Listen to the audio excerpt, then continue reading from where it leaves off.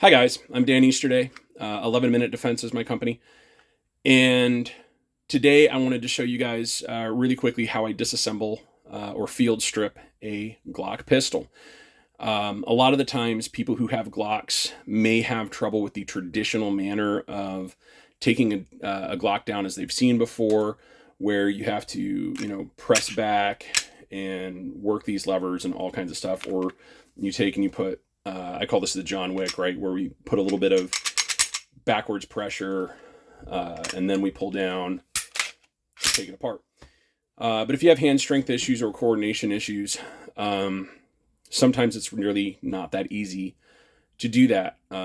So I'm going to demonstrate using this Glock 17R. This is a trainer made by Glock specifically, so it cannot take live projectiles and shoot them. But this doesn't mean that I'm going to disregard the 4 fundamental rules of firearm safety, right? So as I get ready to clear this gun or disassemble this gun, I'm going to have to clear it, right? So let's get to it.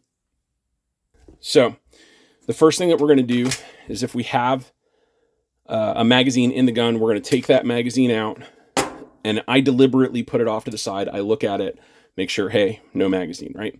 Second thing that I'm going to do is I'm going to lock that slide to the rear, and I'm going to get in there and I'm going to visually and manually inspect. I'm going to stick my pinky finger down in there and make sure that there's nothing there. And then I look away and then I do it again. I do it again as a discount double check, make sure that this gun is in fact empty. Once I've done that, I'll send the slide forward. In order to disassemble the Glock, you have to press the trigger.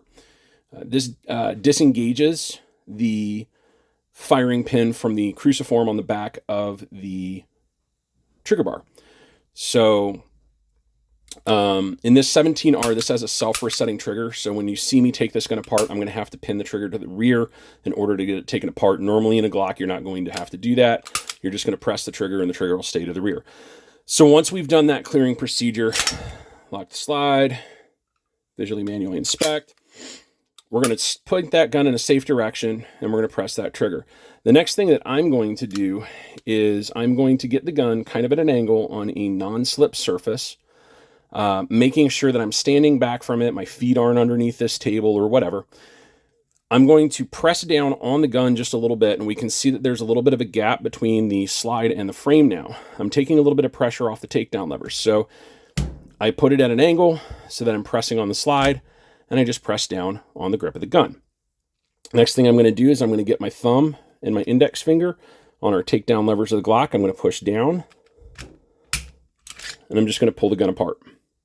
Okay? Putting the gun back together, really easy. We line that back up, rack the gun. So to show you guys again, all I'm going to do is come down at an angle. I'm going to put a little pressure on the gun, on the frame, to get the slide disengaged, to take pressure off the takedown levers.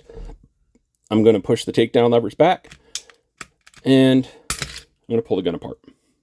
Again, on this gun, this has this self-resetting trigger, so I have to have that pinned to the rear.